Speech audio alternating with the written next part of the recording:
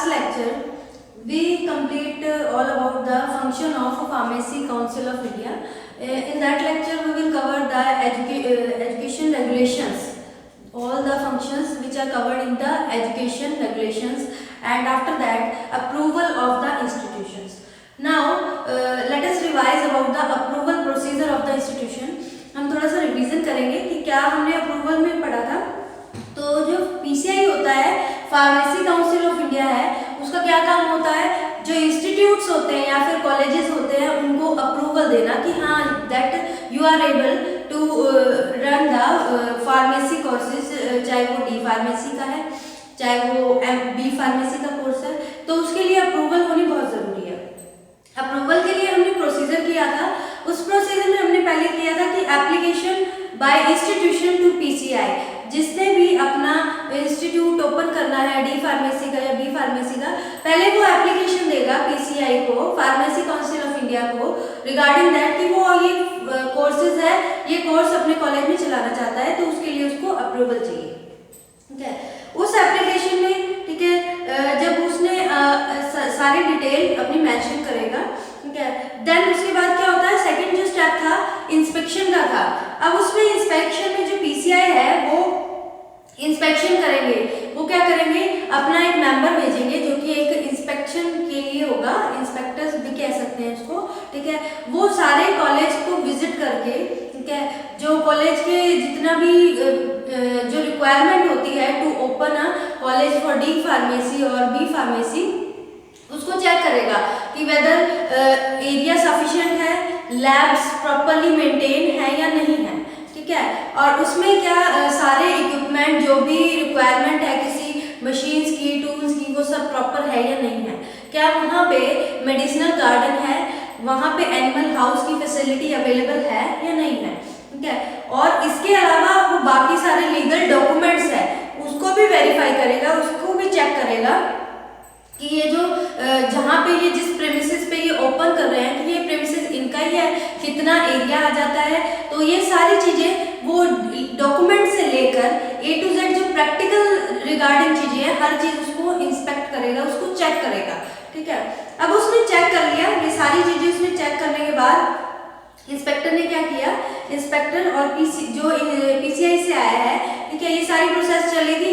अब अप्रूवल के लिए वो आगे सारी डिटेल भेजेगा कि मैंने कॉलेज में विजिट किया, उनके ये लीगल डॉक्यूमेंट्स कंप्लीट हैं, ठीक है, और ये जो बेसिक रिक्वायरमेंट है टू ओपन अ कॉलेज और institute for the different courses like B pharmacy और डी फार्मेसी, सारे कोर्सेज जो रिलेटेड हैं फार्मेसी के रिलेटेड हैं, उनको ओपन करने के लिए इन्होंने ये सारी जो रिक्वायरमेंट है ये फुलफिल कर रहे हैं, तो वो अप्रूवल के लिए उसको आगे जो पीसीआई है उसको सबमिट करेगा, उसकी एक रिपोर्ट सबमिट करेगा।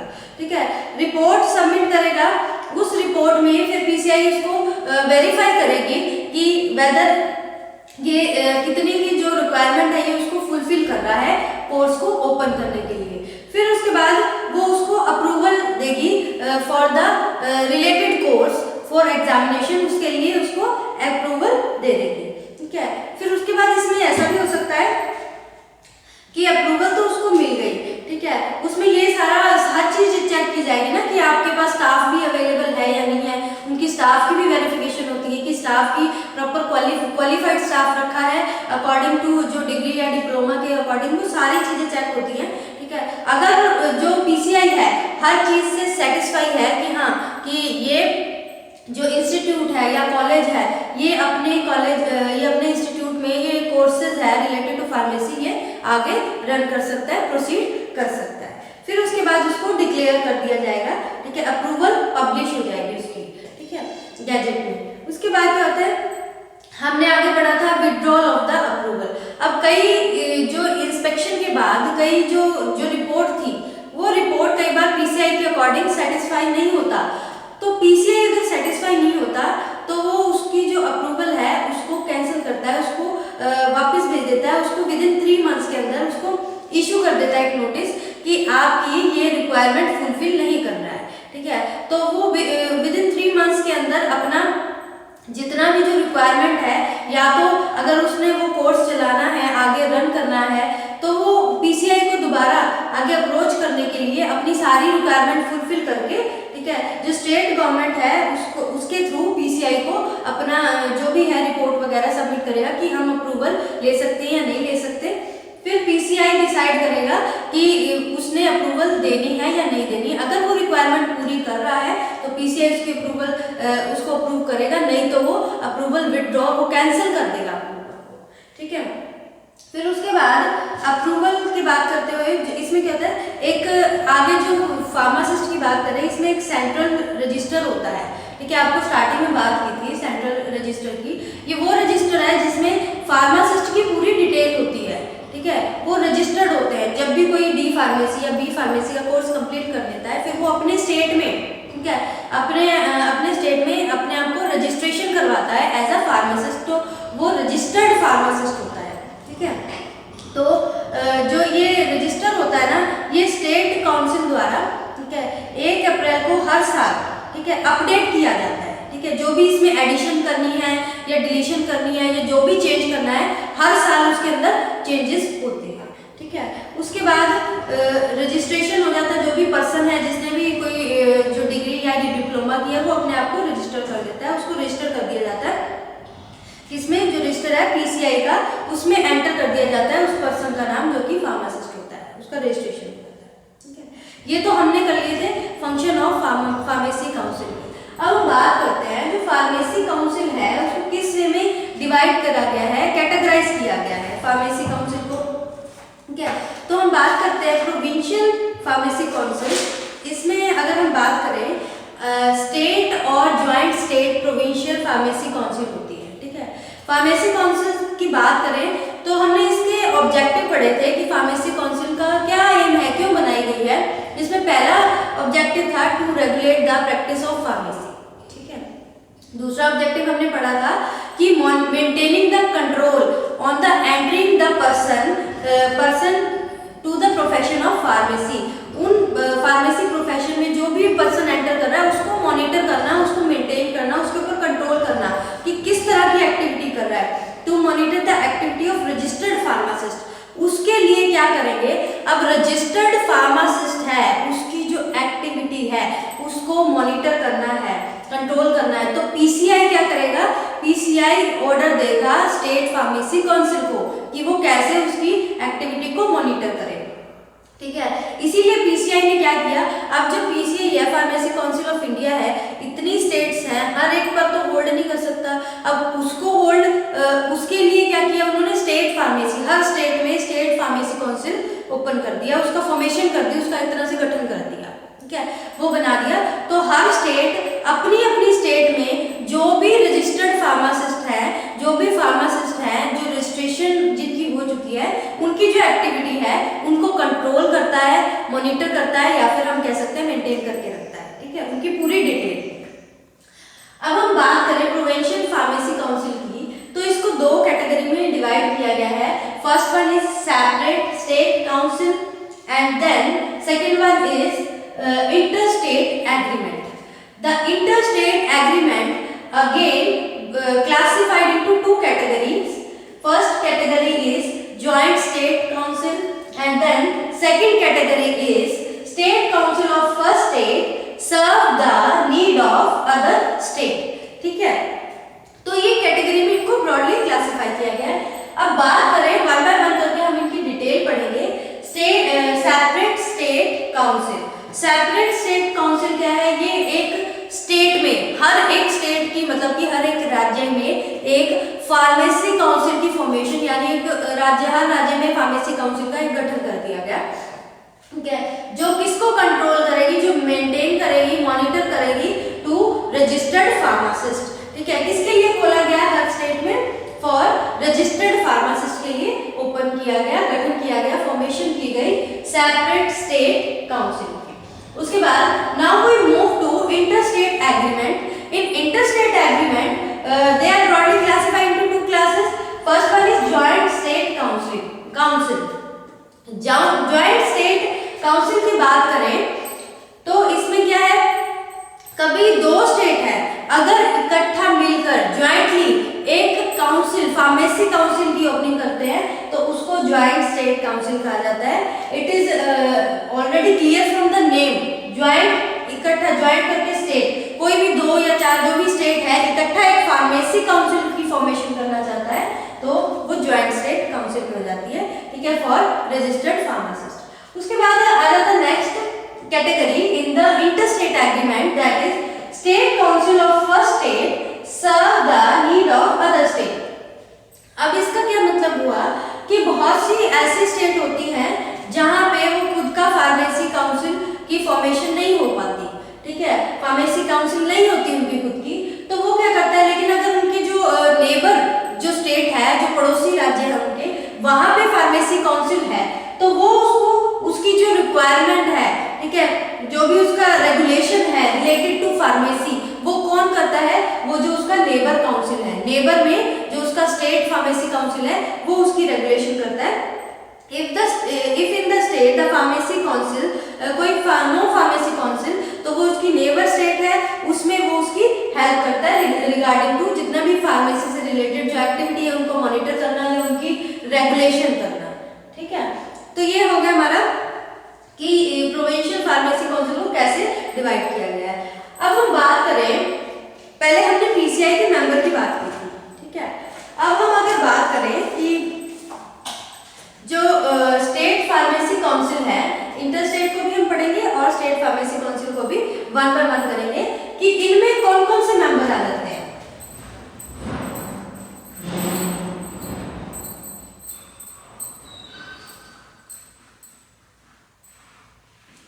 सबसे पहले हम बात करते हैं सेपरेट स्टेट फार्मेसी काउंसिल, ठीक है, जैसे अब इसका वो बता रहे हैं हम कि constitution of state pharmacy council,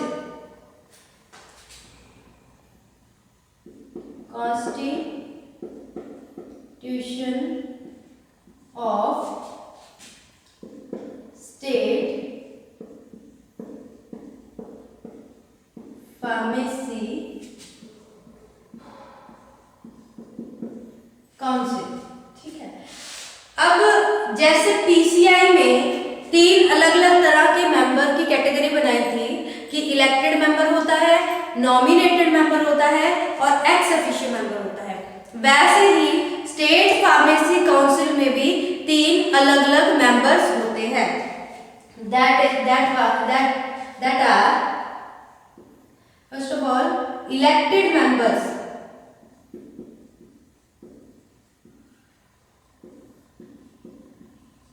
elected members होते हैं, second one is nominated members,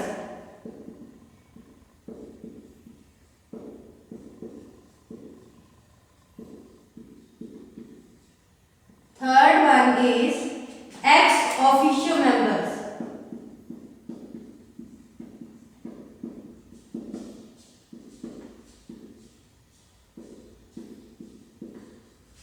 ठीक है। बात करें सबसे पहले इलेक्टेड मेंबर्स की।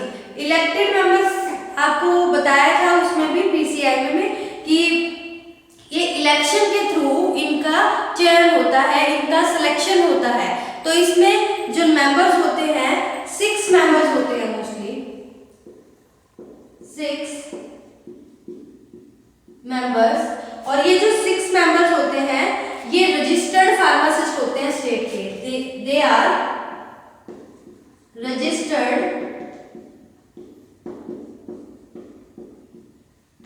फार्मासिस्ट ऑफ स्टेट, अपनी स्टेट में रजिस्टर्ड होते हैं, जिस भी स्टेट में है, जहाँ जिस भी स्टेट में उन्होंने अपने आप को रजिस्टर करवाना है, जहाँ पे भी अपना बिजनेस या जॉब कैरी ऑन करना है या जहाँ से उन्होंने डिग्री या डिप्लोमा किया है उसी स्टेट में वो अपने आप को रजिस्टर्ड करवा देते हैं, तो वो रजिस्टर्ड फार्मासिस्ट होते हैं स्टेट के। 6 मेंबर होते हैं, जिसमें से एक मेंबर है, ये कैसे इनका सिलेक्शन होता है, बाय इलेक्शन से। जो स्टेट काउंसिल है ना, स्टेट फार्मेसी काउंसिल है, उसमें इलेक्शन होते हैं, इलेक्शन के थ्रू ये 6 मेंबर्स हैं, इनको इलेक्ट करके सिलेक्ट किया जाता है, ठीक है। उसके बाद एक मेंबर होता है जो कि 1 member is elected by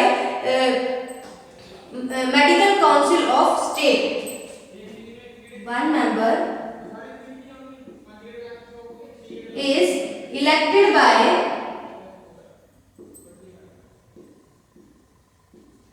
medical council of state. जैसे हमने पीसीआई में पढ़ा था, pharmacy council of India, PCI में हमने क्या पढ़ा था कि 6 से लेकर 4 मेंबर होते हैं, वो रजिस्टर्ड फार्मासिस्ट होते हैं, जिसमें वो टीचर होते हैं, उनको फार्माकोलॉजी, फार्माकोग्नोसी, फार्माकेमिस्ट्री, ठीक है, किसी भी रिकॉग्नाइज्ड इंस्टीट्यूशंस या फिर कॉलेज से उन्होंने डिग्री या डिप्लोमा किया होता है और रजिस्टर्ड होते हैं। वैसे ही ये रजिस्टर्ड होते हैं अपनी स्टेट में। और एक मेंबर उसमें बताया था, वो एक मेंबर इलेक्टेड होता है मेडिकल काउंसिल ऑफ इंडिया। ये मेंबर होता है, जैसे मेडिकल काउंसिल ऑफ इंडिया होती है वैसे मेडिकल काउंसिल ऑफ स्टेट होती है, जो कि इसमें भी रजिस्टर्ड होता है, इनके अंदर इनका नाम मेंशन होता है। तो ये हो गया हमारा इलेक्टेड मेंबर, 6 मेंबर और 1 मेंबर। 6 मेंबर रजिस्टर्ड फार्मासिस्ट से इलेक्शन के through elected by the state pharmacy council. जो स्टेट फार्मेसी काउंसिल है उसकी इलेक्शन से इसका जो भी है चयन किया जाता है। And 1 member is elected by the medical council of state, ठीक है। उसके बाद जो नेक्स्ट है हमारा वो है nominated member.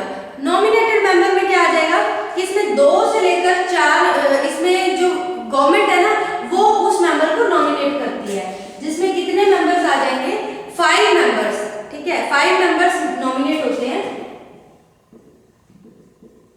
5 members nominated by state government,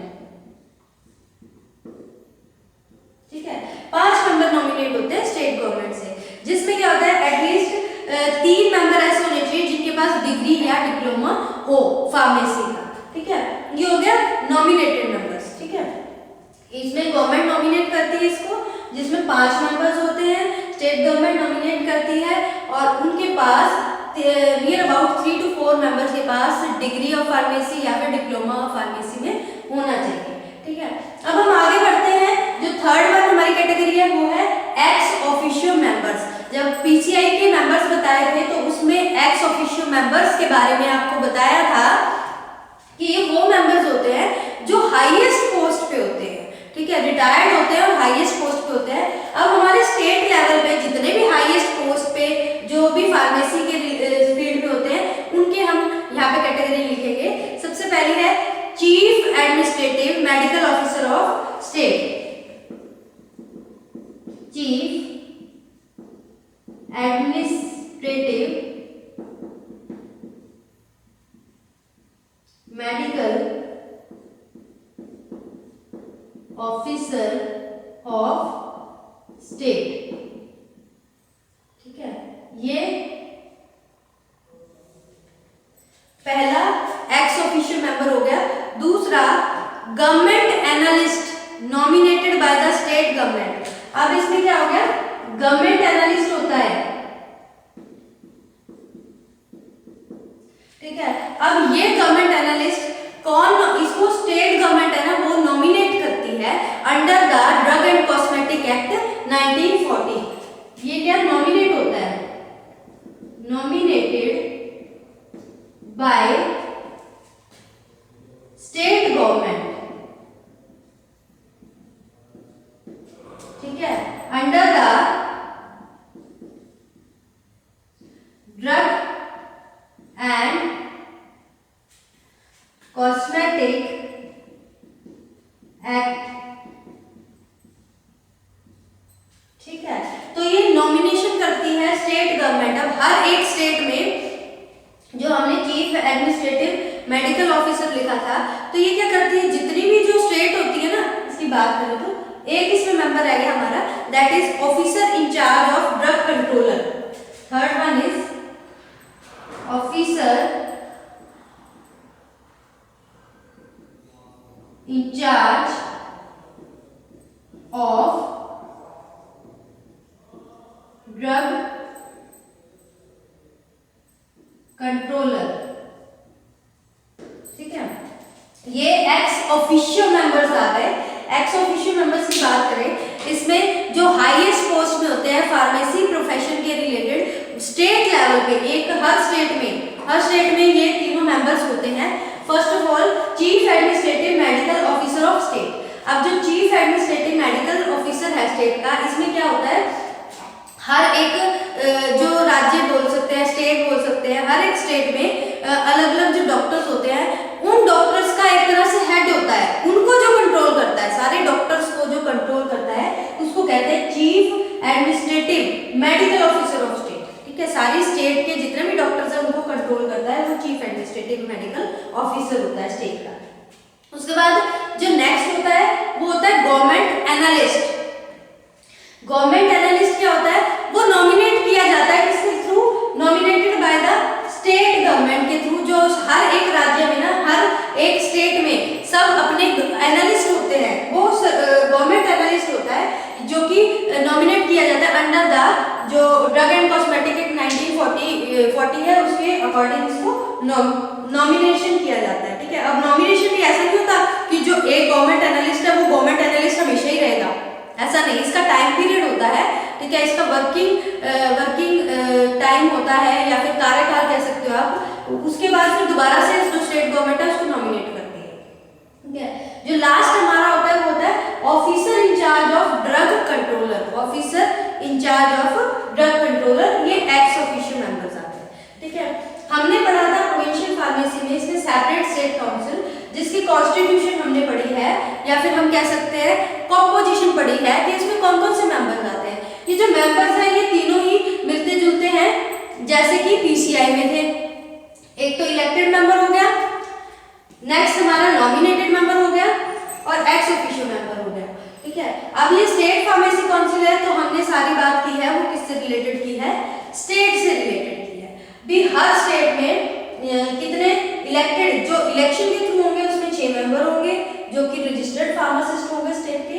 ठीक है, अब जो मेंबर क्या होता है, इलेक्शन के थ्रू एक ऐसा मेंबर होगा जो कि मेडिकल काउंसिल ऑफ स्टेट में रजिस्टर्ड होगा, ये एक तरह से डॉक्टर होता है।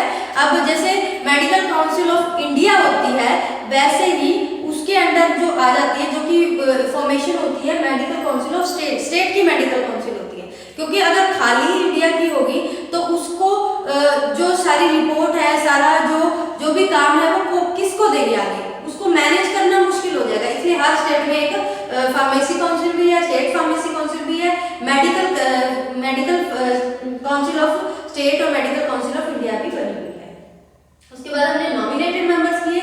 हर स्टेट अपने अपने स्टेट में ना नॉमिनेशन करती है, नॉमिनेट करते हैं अपने मेंबर्स को कि 5 मेंबर हम नॉमिनेट करते हैं जो कि स्टेट गवर्नमेंट हर अपने राज्य को रिप्रेजेंट करेगा। ठीक है, अपने स्टेट को रिप्रेजेंट करेगा, गवर्नमेंट उसको नॉमिनेट करती है, पर्टिकुलर टाइम पीरियड के लिए वो नॉमिनेट होता है, उस टाइम पीरियड तक वो अपना काम करता है और उसको काम करने के बाद वो क्या करता है, उसके बाद दोबारा से नॉमिनेशन होता है। ठीक है, तो ऐसा नहीं कि जो एक बार नॉमिनेट हो गया तो वही इस पोस्ट पे रहेगा, वही मेंबर्स रहेंगे, इसमें ऐसा नहीं होता। उसके बाद हमने एक्स ऑफिशियो मेंबर्स किए थे।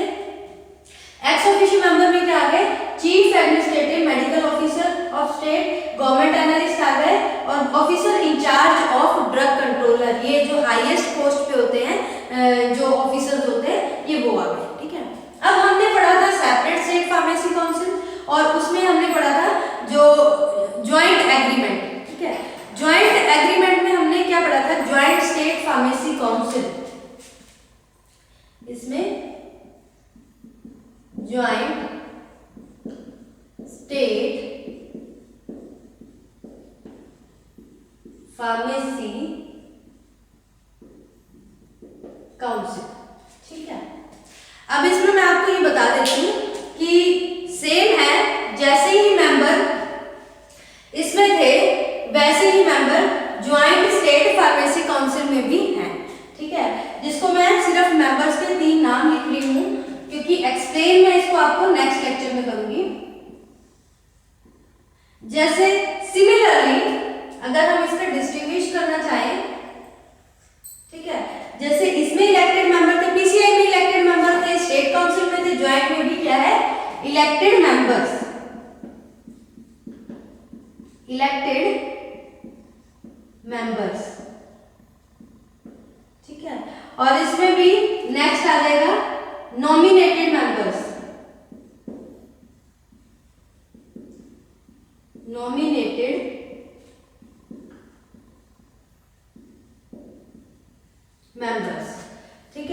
और उसके बाद जो थर्ड है वो है हमारा एक्स ऑफिशियो